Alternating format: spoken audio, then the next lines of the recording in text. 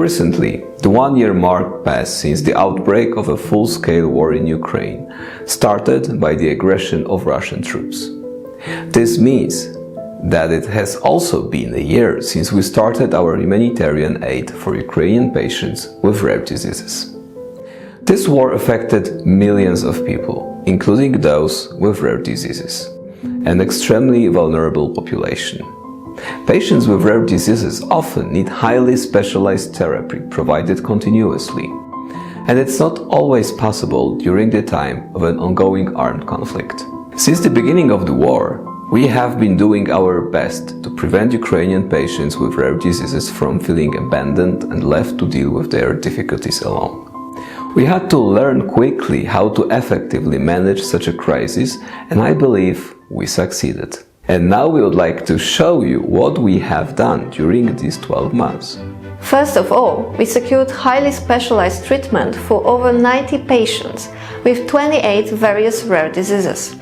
We not only provided them with free therapy in Poland or other European countries, but also helped them to cross the border and obtain refugee status, as well as arranged free temporary accommodation. In many cases, it was also necessary to translate patients' medical records from Ukrainian into Polish or, more often, into English. So far, we have translated almost 200 pages of medical records. We also created a whole system of information for refugees with rare diseases. It includes 2 websites in Ukrainian where people can find information about getting specialized care for patients with rare diseases in Poland, legal information about staying in the European Union, guidance about social benefits and the European healthcare system in general.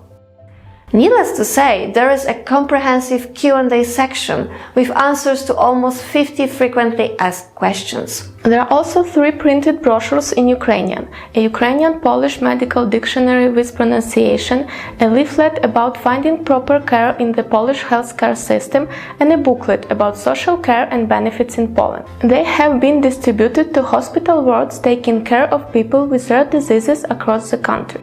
Over the last few months, we have created a series of video guides in Ukrainian for rare disease patients and their families staying in Poland. In each video, we cover a different topic explaining the most important issues from the perspective of rare disease patients. But informational support is not everything. For nearly 30% of patients, our activities also involve providing legal support. Often this included highly specialized assistance in the form of legal advice or preparation of letters or documents for the relevant offices in Poland. We must remember that not all patients with rare diseases decided to flee the war. A large part of them chose to stay in their country. Thanks to the support of sponsors and donors, we were able to organize the logistics of 24 humanitarian transports of urgently needed medicines, medical equipment, and other necessities with a total value of nearly $60,000. They were sent to 9 hospitals taking care of patients with rare diseases in Ukraine.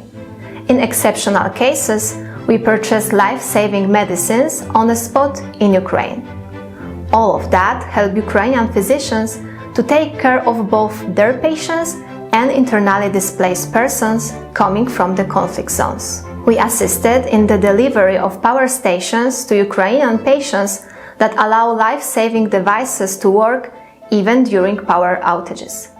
Blackouts caused by Russian shelling and regular damage to critical infrastructure are still a huge problem.